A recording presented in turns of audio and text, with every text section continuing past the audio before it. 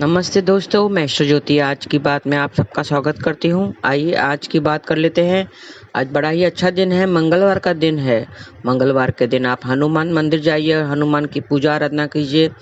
हनुमान मंदिर जाकर आप दीपक जला के वहाँ पे आसन बिठाकर बैठ जाएं और वहाँ पे सिंदूर चढ़ाना है।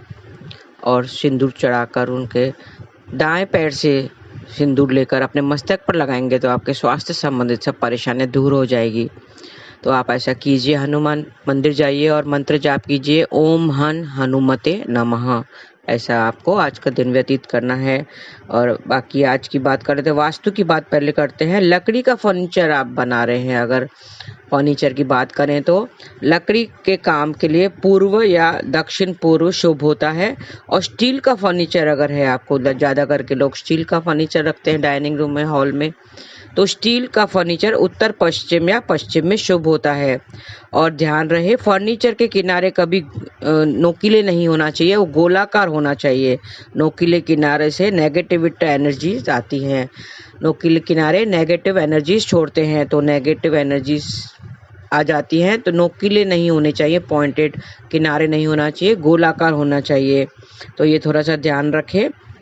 और आज दोपहर बाद 3:19 तक ब्रह्म योग रहेगा। ब्रह्म योग में शांति पूर्वक काम करने से शुभ फल मिलते हैं। और नक्षत्र की बात करें तो आज शाम 4:25 तक मघा नक्षत्र रहेगा। और अध्ययन, विद्या अध्ययन, लेखन और शिल्प संबंधित काम करने के लिए ये मघा नक्षत्र शुभ है। उनका स्वामी केतु है और उनका जो पेड़ है, जिसका संबंध बरगद के पेड़ से बताया गया है। तो आज बरगद के पेड़ को कोई क्षति नहीं पहुंचानी है और उन्हें नमस्कार करना है, उनकी पूजा करनी है और जल चढ़ाना है। और मेन बात है, आज शाम 7:08 से कल सुबह 8:24 तक पृथ्वी लोक की भद्रा रहेगी। ये भद्रा 3 तरह की होती है, पाताल लोक की भद्रा, स्वर्ग लोक की भद्रा और पृथ्वी लोक की भद्रा।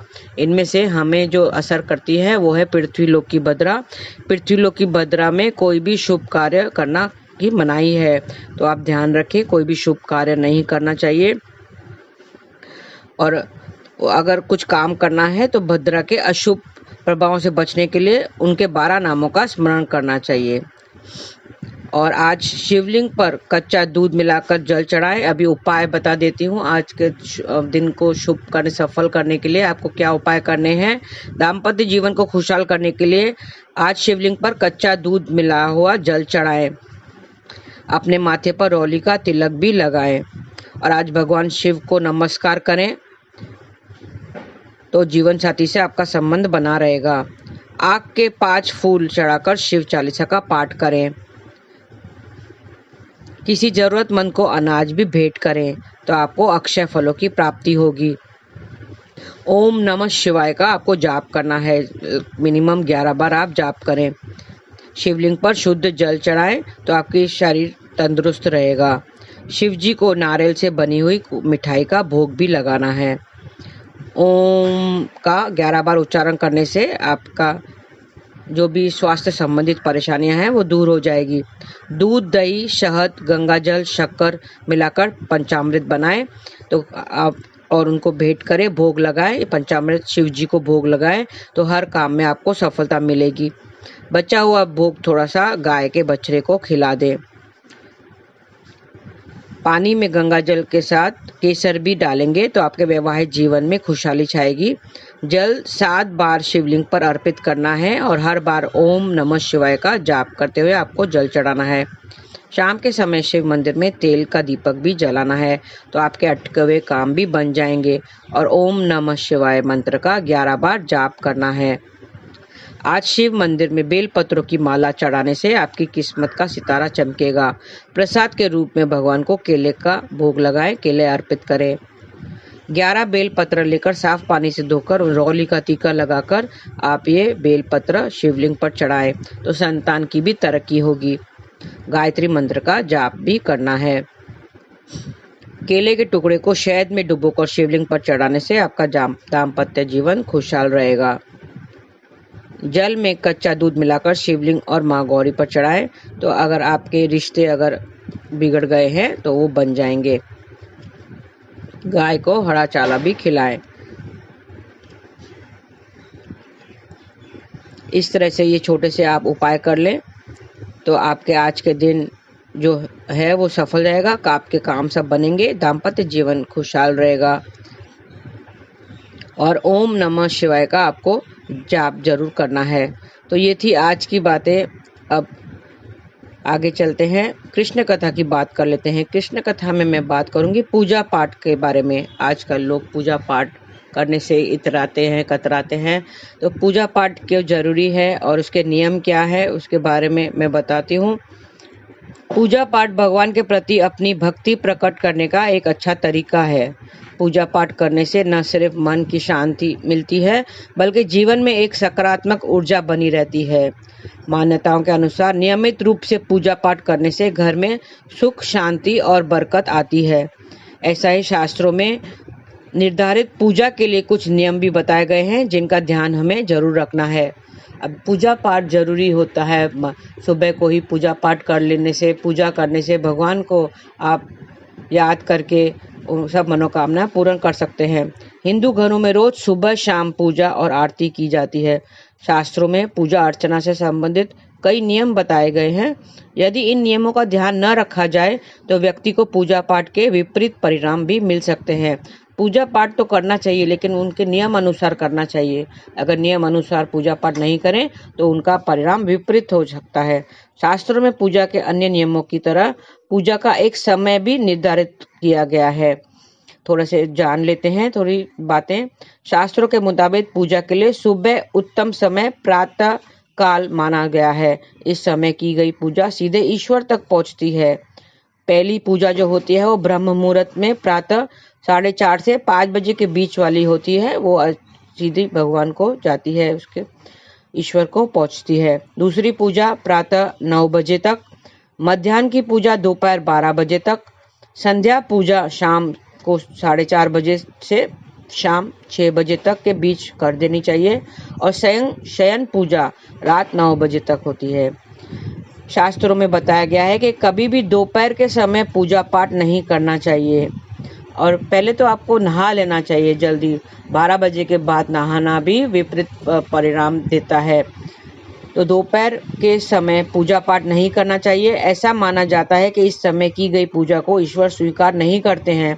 दोपहर 12 से 4 बजे तक, 12 से 4 बजे के बीच का समय देवी देवताओं के आराम का समय माना जाता है।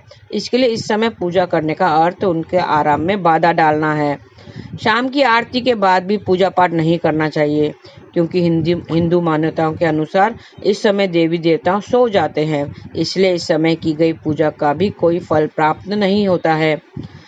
और खास ध्यान दें कि शास्त्रों के अनुसार जब घर में किसी का जन्म या मृत्यु होती है तो इस समय भी पूजा पाठ वर्जित माना जाता है। ये सूतक काल होता है। सूतक हटने के बाद ही पूजा की जाती है। इस दौरान भगवान की मूर्ति का स्पर्श भी वर्जित माना जाता है। तो दो बातें ध्यान रखें, एक तो जन्म के वक्त और मृत्यु के वक्त सूतक काल होता है, तो उस सूतक काल में आपको पूजा पाठ नहीं करनी चाहिए। ऐसा नहीं है कि पूजा करने से ही भगवान प्रसन्न होते हैं, ऐसी नहीं है। जो पूजा नहीं करते हैं उनके लिए क्या, आजकल तो लोग पूजा पाठ करते ही नहीं हैं, मंदिरों में तो जाते ही नहीं हैं। हमारे बीच बहुत से लोग ऐसे हैं जो हर दिन मंदिर जाते हैं और धार्मिक पुस्तकों का पाठ करते हैं। इसके उलट कुछ लोग ऐसे भी होते हैं जो काम में इतने व्यस्त रहते हैं कि मंदिर जाना और धर्म कर्म के लिए समय निकाल ही नहीं पाते हैं। आजकल वैसे लोग ज्यादा हो गए हैं। समाज ऐसे लोगों को नास्तिक और ईश्वर विरोधी कहने लगते हैं, लेकिन शास्त्रों के मुताबिक ऐसा कहना ठीक नहीं होता है। शास्त्रों के मुताबिक भले ही कोई मंदिर या तीर्थ नहीं जाए, लेकिन हृदय में मानव हित और जन कल्याण की भावना रखे तो भी वह ईश्वर भक्त ही कहलाता है। जरूरी नहीं है कि मंदिर जाके ही हम पूजा पाठ कर सकते हैं, घर बैठे भी हम नाम जाप करके भी ईश्वर के समीप पहुंच सकते हैं। ऐसे लोगों को भक्त उनके कई बढ़कर है जो दिन रात ईश्वर की मूर्ति की पूजा में लगे रहते हैं, लेकिन जरा सी बात कुछ हो जाए तो क्रोधित होकर दूसरे को भला बुरा कहने लगते हैं। तो ऐसे लोग भक्त नहीं माने जाते हैं। ईसाइयों में धर्म गुरु और फ्रांसिस ने भी हाल ही में कहा गया है कि अच्छे कर्म करने वाले मनुष्य ही धार्मिक होते हैं। पूजा पाठ सिर्फ करने वाले नहीं, लेकिन अच्छे धर्म कर्म के काम में जो अपना समय व्यतीत करता है उससे भी धार्मिक कहा जाता है। भारतीय दर्शन का आधार भागवत गीता है, जिसे भगवान श्री कृष्ण की वाणी भी कहा जाता है। इसमें भगवान श्री कृष्ण ने कहा है कि जो मनुष्य हर समय मुझ में ही मन लगाकर अपना कर्म करता रहता है वह मुझे ही प्राप्त होता है। गीता में श्री कृष्ण ने यह भी कहा है कि संसार में जो भी जीव अथवा निर्जीव तत्व है उन सब में मैं मौजूद हूँ। भगवान श्री कृष्ण ने ऐसा कहकर स्पष्ट कर दिया है कि दिन रात मूर्ति की पूजा या धार्मिक पाठ करने के बजाय जो व्यक्ति हर मनुष्य हर जीव में मेरा अंश मानकर पवित्र भाव से काम करता रहता है वह धार्मिक व्यक्ति है और वो मुझे बहुत प्रिय है। श्री कृष्ण जब पृथ्वी पर अपनी लीला दिखा रहे थे उस समय उन्होंने इंद्र की पूजा का विरोध करके पर्वत की पूजा करने के लिए लोगों को प्रेरित किया था। जब हमने गोवर्धन को उसने उठा लिया था और हम गोवर्धन की पूजा करते हैं, वो दिवाली के बाद दूसरे दिन हम गोवर्धन की पूजा करते हैं। इसी तरह उन्होंने इंद्र की पूजा का विरोध करके पर्वत की पूजा करने के लिए लोगों से प्रेरित किया था। भगवान ने ऐसा करके यह समझाया कि जो भी आपकी सहायता करता है, जिसका आपके जीवन में महत्व है, वह सभी आदरणीय है, उसी के प्रति हमें श्रद्धा रखनी चाहिए। जरूरी नहीं है कि किसी मंदिर या गिरजाघर में जाकर नतमस्तक होकर बैठे रहें। आपको जो भी कर्तव्य है उनका पालन करते हुए जन कल्याण कार्य करने वाले ईश्वर का परम भक्त होता है। ऐसा नहीं कि जो मंदिर जाता है और बाद में घर आके क्रोधित होकर अपने बीवी को मारधार करता है, बड़ा बुरा कहता है, वो धार्मिक नहीं है, बल्कि अपने मन में श्री कृष्ण को याद करके और लोगों की भलाई करता है, लोगों के लिए जन कल्याण के लिए कुछ कार्य करता है, लोगों की भलाई के लिए कुछ कार्य करता है, वो ही ईश्वर का परम भक्त कहलाता है। इस संदर्भ में एक कहानी है, आइए ध्यान से सुन लेते हैं। एक सेठ था, वह कभी मंदिर नहीं जाता था और न कभी धार्मिक कार्यों में दान दिया करता था। सेठ के इस व्यवहार के कारण गांव वाले उसे नास्तिक और कंजूस कहा करते थे। एक बार गांव में बरसात नहीं हुई, खेत सूख गए, लोग भूखे मरने लगे और वो भूख के कारण बेहाल होने लगे। ऐसे समय में सेठ ने गांव वालों के बीच जाकर कहा कि मैंने अपने गोदाम के द्वार खोल दिए हैं, तुम सभी अपनी जरूरत के हिसाब से अन्न ले लो। गांव वाले बड़े हैरान हुए कि जिससे हम कंजूस और ईश्वर विरोधी मान रहे थे, आज वही ईश्वर बनकर हमारी सहायता करने आया है। लोगों की राय सेठ के प्रति बदल गई। कभी मंदिर नहीं जाने वाले सेठ की जन कल्याण की इस भावना को देखकर ईश्वर भी बड़े प्रसन्न हुए और मृत्यु के बाद सेठ को स्वर्ग में स्थान मिला। तो जरूरी नहीं है कि मंदिर जाने वाले ही ईश्वर के भक्त होते हैं, बल्कि जन कल्याण के हित की बारे में सोचने वाले और अच्छे कार्य करने वाले, उन लोगों की मदद करने वाले, लोगों की सहायता करने वाले, बुरे वक्त में जो लोगों का काम आए और उनकी सहायता कर। मन में तो प्रभु भक्ति होनी चाहिए, मन में जरूर ईश्वर को अपने साथ रखना चाहिए, तो वही ईश्वर को प्रिय है और वही ईश्वर का परम भक्त कहलाता है, जो मन में ईश्वर को समाये और नाम जाप करता रहे, हरे कृष्ण कृष्ण कृष्ण हरे हरे, हरे राम राम राम हरे हरे, ऐसा नाम जाप करता रहे। चाहे वो मंदिर ना जाए, मंदिर जाना जरूरी नहीं है, बल्कि मन में ईश्वर को याद करके हर पल, और ईश्वर के जो बनाए हुए जो इंसान है उनकी अगर सहायता करे, जरूरतमंद लोगों की सहायता करे, दान पुण्य करे, अच्छे कार्य करे, लोगों की मदद, किसी भी तरह लोगों की मदद करे, चाहे धन से करे या वस्तु वस्त्र, किसी भी तरह जरूरतमंद की मदद करे, वही ईश्वर का परम भक्त है और वही धार्मिक कहलाता है। तो हमें भी नाम जाप करके ईश्वर को अपने साथ रखना चाहिए, तो हम भी ईश्वर के मृत्यु के बाद ईश्वर के परम धाम जाएंगे। आज के लिए बस इतना ही। आज का दिन शुभ रहे। हरे कृष्ण।